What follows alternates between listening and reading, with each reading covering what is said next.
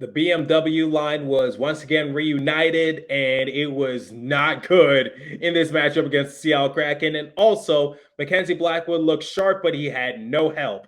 We have a lot to talk about in today's episode of Locked On Devils. Buckle up, everybody. You're Locked On Devils, your daily podcast on the New Jersey Devils, part of the Locked On Podcast Network, your team every day. Hi, this is Bryce Salvador, and you're Locked On Devils with Trey Matthews. Elliott scores! Oh, Steven stepped up, nailed it. Brodor's got the puck. What a shot. The Devils win the Stanley Cup. Alrighty now, what is up, New Jersey? Welcome back to the Locked On Devils podcast here on the Locked On Network. I'm your host, college hockey play-by-play announcer, Devils writer for Pucks and Pitchforks, and also part-time credentialed media member, Trey Matthews. So this is my first episode posted for a good minute. I had a minor hiatus, and if you're wondering where I've been the last couple days, well, if you've been following me on my personal social media page, I had a wonderful opportunity to call an OHL matchup between the Mississauga Steelheads and the Erie Auditors, and once the game concluded, I officially became only the second African-American to announce a Canadian Hockey League game in its nearly 50-year-long history. So once again, it was a position that I was honored to be in. I was glad that they assigned me with the task, and overall, it was just a great experience. But as soon as the game concluded, I had to go back home momentarily, and then I had to go from home back over to the other side of the country because now I'm back at school at Arizona State. And as some of you might already be aware, I am pursuing my master's in sports journalism. So the last few days has just been a bunch of travel on my end, and I just wanted to get settled in once again and just be able to provide you guys a great episode. So I'm back. Let's get this thing started, and let's just pick up right where we left off. So in this matchup, the New Jersey Devils played against the Seattle Kraken. They came out on the losing end by a score of 4-3 in OT. So in today's episode, I'm going to give you guys my overall game reactions. Nathan Bastian was the main storyline heading into the game. So we're going to talk about his return and what that means for New Jersey Devils, because we saw some interesting line combinations initially rolled out by Lindy Ruff. And then Mackenzie Blackwood, he had a fantastic game in between the pipes. Unfortunately, he had no help. And as some of you might already be aware, I've been fairly critical on Mackenzie Blackwood these last few weeks. However, despite my opinions, he needs to be put into a better situation, and he needs to be given a better chance, because for right now, he's fighting for his job security, and the Devils aren't really giving him a fair chance. So what's rolled out in front of him, not really helping him in that regard. So the scorebook doesn't do him justice. And then, like I do for every post-game recap, I'll give you guys my final thoughts and then a letter grade. So let's start off with Nathan Bastian and his return. So it's been a good while, but Nathan Bastian is finally back into the lineup, and he's playing against his former team nonetheless. So if you guys need a refresher, Nathan Bastian was originally selected in the expansion draft by Seattle Kraken. So he had a brief stint with the Kraken. He said he didn't really have too many fond memories, and he, like I said, he wasn't really there that long, and he ended up being waived by the Seattle Kraken. So one man's trash is another man's treasure. So I'm glad that the Devils essentially didn't really give up anything in that expansion draft, and we got Nathan Bastian on our roster, and he's been big this season before the injury. So when he returned, I expected there to be some rust. So when the BMW line of McLeod, Bastian, and Wood were rolled out onto the rink,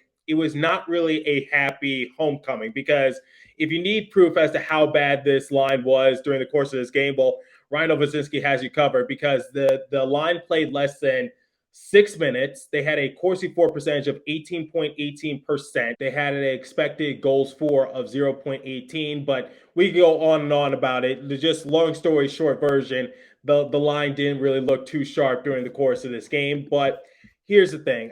I like I just said moments ago, I expected there to be some rust because Nathan Bastian hasn't played in a while. So if you were anticipating for Nathan Bastian to go out there and just basically play savior for New Jersey Devils, then you were rightfully mistaken, because similar to Andre Palat in his situation, it's going to take a few games before Nathan Bastian gets back into the swing of things. So during the course of the game, you saw that he wasn't really playing his normal type of positioning. So what is his positioning? Well, remember when Jersey Joe and the Brat Pack originally came on to this show a few months ago? They were saying like Nathan Bastian is sort of like the goal goblin, which is he stands in front of the net and he redirects shots on in.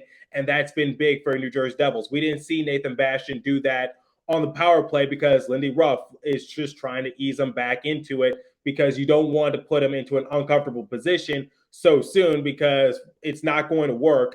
And ultimately, I don't think he's ready on his end to start taking shots off his body to try to find the back of the net. I think it'll take maybe 2 or 3 games before he gets his footing back underneath him. But for the time being, it's great to have Nathan Bastian back into the lineup, and it adds more depth for the New Jersey Devils. So if you need more proof, like look at the line combination that Lindy Ruff initially rolled out to begin the course of the game. So Andre Palat, Nico Hischier, and Jesper Bratt were your top line, but then he finally put Dawson Mercer on the same line as Jack Hughes, and he kept Eric Haula on the same line as Jack Hughes. So if you need a bit of a refresher, Eric Haula and his services are actually somewhat respectable when paired alongside Jack Hughes, because the fact of the matter is simply this. Eric Haula does the grit and dirty work that Jack Hughes doesn't have to do, including face-off, some sort of defensive effort, puck possession, whatever the case might be. And I respect it, but I think Eric Haula isn't really benefiting from this relationship. It seems to be one-sided, but we've already discussed enough about that. I think the more important thing is that we need to give Dawson Mercer a bigger chance because we've seen over the past couple of games of what he is potentially capable of doing. And I think that potential is sort of hindered and untapped. So why don't you put Dawson Mercer on the same line as Jack Hughes? Because that seemed to work last year. So why aren't you doing it this year? But now getting Nathan Bastian back, Lindy Ruff is able to do that. I told you what Eric Haula brings to Jack Hughes' line. So if you're confused as to why Eric Haula remains to be a top 6 player, that's the reason why, just because he can do the dirty work so Jack Hughes doesn't have to do it. But moving on, if you look at the third line, this kind of surprised me. Tomas Tatar on the same line as Yegor Sharangovich and Jesper Boqvist. So I was a little stunned to see that because during my hypothetical line combinations, whatever the case might be, I would have never put Tomas Tatar on the bottom 6 because Tomas Tatar has silently been one of the Devils' more underrated players because he's been having a pretty good year. And the thing about Tomas Tatar is that we've been talking about his somewhat respectable season, but going into this year, we were actually talking about as to whether or not he'll be waived or if he'll actually be on the roster. But Tomas Tatar has actually been putting up some respectable numbers when he was on the same line as Nico Hischier. So in 44 game appearances, he has 10 goals, 17 assists for a grand total of 27 points. But his plus minus, it shocks me the most, and in a good way, because his plus minus was plus 26. So Tomas Tatar is actually putting up some very respectable production when he's out there on the sheet of ice for New Jersey Devils. So my overall thing is that I think Lindy Ruff is now more willing to take a risk when it comes to the line combinations, because one of the things that I think a lot of Devils news personalities or a lot of fans were just vouching for was that, can you at least put Dawson Mercer on the top 6 so that way he can find his untapped potential? Because during the course of January, we've just been talking about how Dawson Mercer is somewhat underrated. We're talking about how his confidence is somewhat hindered. We're talking about he's being held back just a little bit. So why don't you put Dawson Mercer on the top 6 so that way you can just get that better production out of his end? So now getting Nathan Bastian back into the lineup and getting more depth, because one of the things that Nathan Bastian just brings bottom line is just more depth options for New Jersey Devils. So I think Lindy Ruff is going to be more comfortable when doing that. So overall, it's great to have Nathan Bastian back. It wasn't a great first showing, and early on in the game, something funny actually happened. So he and Susie bumped knees, and then Susie fell to the ground, and as a result, he accidentally high-sticked Miles Wood. So that was just a weird series of events. So Nathan Bastian went to the penalty box, then Susie went to the penalty box because Susie was assessed high-sticking, obviously, on Miles Wood. But it happened because Nathan Bastian just unfortunately ran into his knee, and I guess he just had nowhere to go. So I don't think it was the correct call on my end, but and luckily Miles Wood was okay. So no harm, no foul, but friendly fire on Nathan Bastian. So welcome back, you goon. But I'm seriously happy to have Nathan Bastian back, and the New Jersey Devils can only go up from here. And at least they were able to walk away with a point. That's all I can say. So I'm going to give you guys my overall game reactions and also what I thought about Mackenzie Blackwood in this outing momentarily. But before we continue, I want you guys to make some extra cash. So you need to head over to betonline.net. Betonline.net is your number one source for your sports betting info, stats, news, and analysis. Get the latest odds and trends for every professional and amateur league out there, from pro football to college bowl season to basketball and World Cup. They've got it all at betonline.net. If you love sports podcasts, you can find those at BetOnline as well. They're always the fastest, easy way to get all your betting info. Head to the website today or use your mobile device to learn more about the trends in action. BetOnline, where the game starts. Please remember to gamble responsibly and visit our friends at Locked On Bets for all your betting needs there as well. Okay, so when looking at this game in general for New Jersey Devils, I just found them to be somewhat, how would I say it, lackadaisical, because during the course of period number one, they weren't really sustaining that much offensive pressure, and they were relying so much on Mackenzie Blackwood to keep them in the game. So I'm going to talk about Mackenzie Blackwood and his overall great outing momentarily, but this overall game for New Jersey Devils, it wasn't their best outing, but it was far from their worst because they were able to kick it into high gear as the game progressed because Bill Spalding and Ken Danico acknowledged it on air, which was the Devils were down 2-0 and period two was halfway done. So basically what they were preaching was that someone has to step up their game.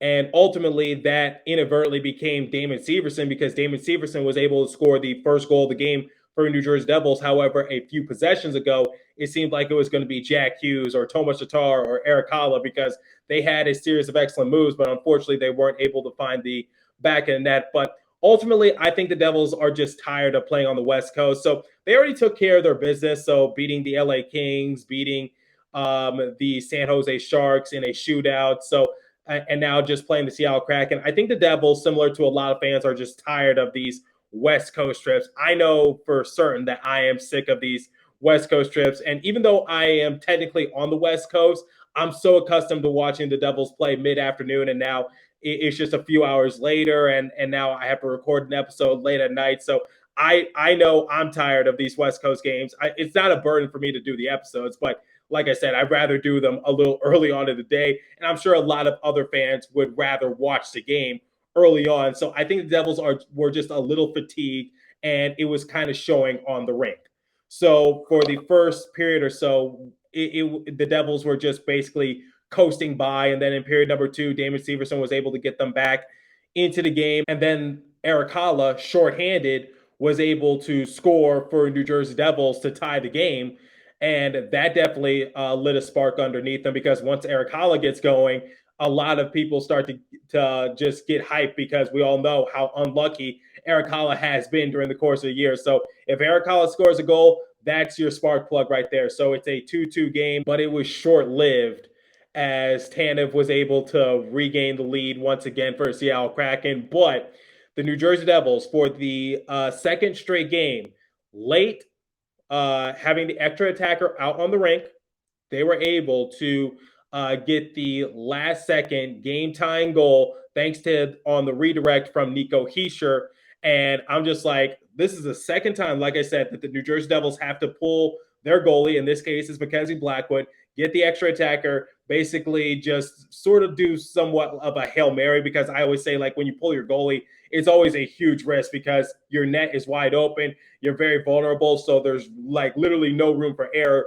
And usually I'm just thinking in the back of my head saying like, oh, they have the extra attacker. There's no way they're going to score. The Seattle Kraken or whatever opponent are going to get the puck and blast it down to the other side of the rink, get the empty netter goal, and then everyone's going to go home all sad. But the Devils somehow, some way just caught lightning in a bottle once again and just able to get that game-tying goal. So, and then we all know what happened in OT. In that case, you got to tip your cap to Seattle Kraken because they were able to get a good look, and it was just a beautiful shot. But it leads into my next discussion, which is Mackenzie Blackwood needs help, guys. So in this game, I just saw Mackenzie Blackwood just play the role of Superman, and that's not what I want him to do. So it's great when Mackenzie Blackwood has these types of games, but at the same time, it doesn't really do him any justice if his team isn't able to help him out and try to get him the win.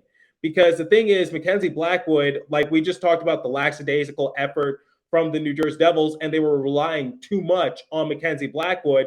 And I was surprised that the Devils were down like what, 2-0, like halfway done with period number 2, just because it just looked like that the Devils were going to get blown out like 4-0 or something in that regard. But it was Mackenzie Blackwood that was keeping them in the game, because Mackenzie Blackwood saw like what, 40 shots in this matchup. So I get that the Seattle Kraken are a high offensive kind of team, but that can't continue to happen, because what I saw was basically Ryan Donato beating the Devils not once but twice. So it was just basically the Ryan Donato show for a good chunk of this matchup, or the Devils were in too many 2-on-1 odd man rush situations in not in their favor.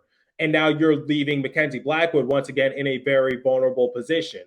Or after Ryan Donato scored, just a few minutes later, so it's 1-0 already. Just a few minutes later, I saw the Seattle Kraken get a couple other grade A chances, and Mackenzie Blackwood had to make, during the course of one possession, not one save, but 2 grade A saves to make sure it was still a 1-0 game. So that's my overall thing. Mackenzie Blackwood needs help. So as some of you all might already be aware, I think Mackenzie Blackwood is on borrowed time because he's going to become a restricted free agent. I'm not comfortable re-signing him to another 3-year deal. And I just think that Akira Schmidt is ready to be thrusted into the backup role. But that's not what I really want to see in this sort of matchup, because it's unfair to Mackenzie Blackwood. And during the course of his career with the Devils, we've been talking about how Mackenzie Blackwood needs to play better. But in this sort of way, this is an example that I've been given throughout the course of my few years here being Locked On, which is I think that Mackenzie Blackwood hasn't been given a fair chance, because we've been sort of giving him the Corey Schneider treatment, which is we rely on him too much, he gets hurt, and he doesn't perform up to expectations, and people get disappointed. So this is the same situation that we're seeing once again. You have to give Mackenzie Blackwood a fair chance. So I'm all for Mackenzie Blackwood, not potentially being back next year, but I don't want to see this kind of outing happen, which is he plays well and the team in front of him doesn't live up to their responsibilities of helping him out, because I think that just fails him and it just makes him look bad, and that's unfair. So my thing is simply this, which is I know I crap on Mackenzie Blackwood a lot, but even I'm a fair person, and I'm definitely not going to say this loss is on Mackenzie Blackwood. It's just not. Some of those goals that were let up, I think that you can put more blame on the defense than you put on Mackenzie Blackwood. In fact, I don't blame Mackenzie Blackwood at all for those goals. It's not his fault. It's the team and their lackadaisical effort. Now, like I said, this wasn't the best game for the New Jersey Devils, but it wasn't their worst either, and they were able to mount a comeback. So, interesting fact for you guys, the Devils are currently tied for the Tampa Bay Lightning for most comeback victories with 14. Now, obviously, they were able to come back, but they weren't able to come away with the win, so it still stands at 14. But the Devils have a good history this season of coming back, and they were able to do it in this game, and it was exciting to see. But at the same time, you got to just help out Mackenzie Blackwood just a little bit more. So the one thing that I've been complaining about Mackenzie Blackwood is his overall consistency. So he had a great outing against the LA Kings, and he had another great outing against Seattle Kraken. But unfortunately, people who just like scoreboard watch are just going to say, oh, the Devils lost 4-3 in OT, and Mackenzie Blackwood was the starting goalie. So people are going to be quick to blame to put all the burden on Mackenzie Blackwood's shoulders. But in this case, Mackenzie Blackwood deserves no slander. So I just want to get that out the way, which is Mackenzie Blackwood, hats off to him. Fantastic performance in between the pipes, and hopefully he's able to do that in whatever outing awaits him. But I think Mackenzie Blackwood, slowly but surely, is starting to get a little more consistent. I don't want to overreact. I don't want to underreact either, because he's been having some good outings this season. But now it's just like, can he remain that consistency? That's my overall thing. So That's just what I want to see out of Mackenzie Blackwood going forward. Great performance. Definitely not going to put this loss on him. And he just he deserves a lot more credit as to the effort that he put out for his team. So, like I do with every post-game recap, let's compare the overall stats, and then I'm going to give you guys a final letter grade for the Devils.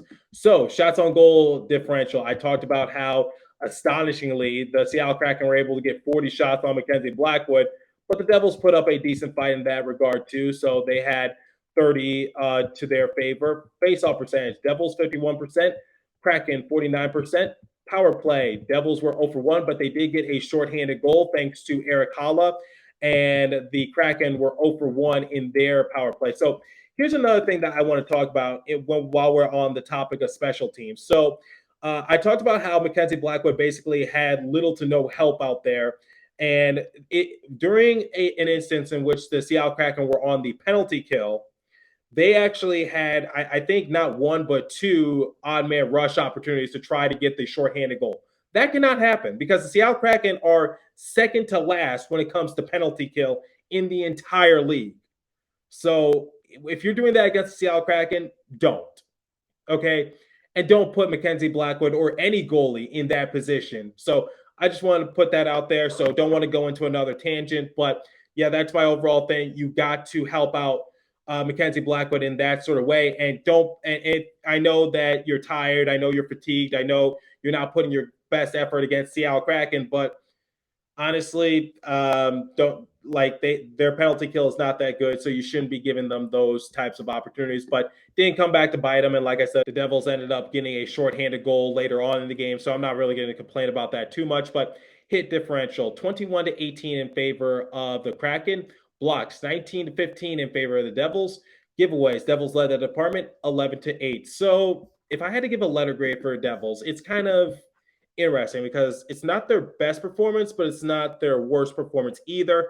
I don't think it's C tier. So I'm going to actually give them a B because I think the reason why they just came out so flat-footed is just because they're tired of playing on the West Coast, and I think the fatigue just caught up to them. I think they're ready to go back onto the East and get back to these Eastern Standard puck drops. So they took care of their business during the course of these West Coast trips. So I'm not really going to put too much blame on them. And yes, this was not really a good outing for them. But when they're playing hard against the LA Kings and also the San Jose Sharks, and not to mention the Anaheim Ducks, they were able to come away with a win against Trevor Zegras and them boys.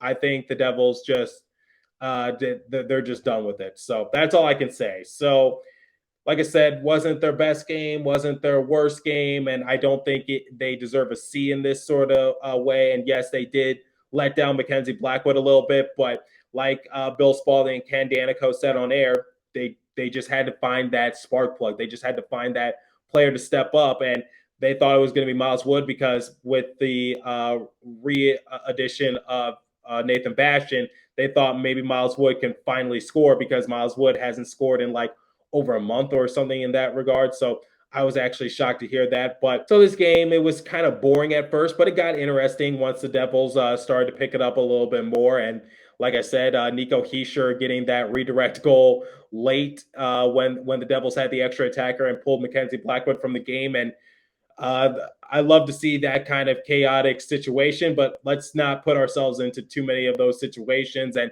can the Devils look? I know they're a good comeback team, but I would rather just see them take the lead and not look back. So comeback victories are great and they're crucial and they'll be big come playoff time. But let's just focus on just trying to, once again, dominate from start to finish, similar to what they did during the 13-game win streak. But Devils walked away with a point, so I can't really complain about in that regard. And during this Western trip, they took 2 points from the Anaheim Ducks. They took 2 points from the LA Kings. They were able to walk away with the 2 points against the San Jose Sharks, but the Sharks also got a point. And in this game against the Kraken, like I just said, they got a point. So took care of business. Wasn't the best game. Wasn't the worst game. So let me know what you guys think. If you're watching on YouTube, leave a comment down below. Or if you're listening on a podcast streaming service, hit me up on my personal Twitter page at TreyMatt4 or the show's Twitter page at Locked On Devils. As for today's episode, that's all the time I have for you. So continue to stay safe. Have a wonderful day, New Jersey. Go Devils. I'll catch you guys in the next episode. Thanks for listening once again.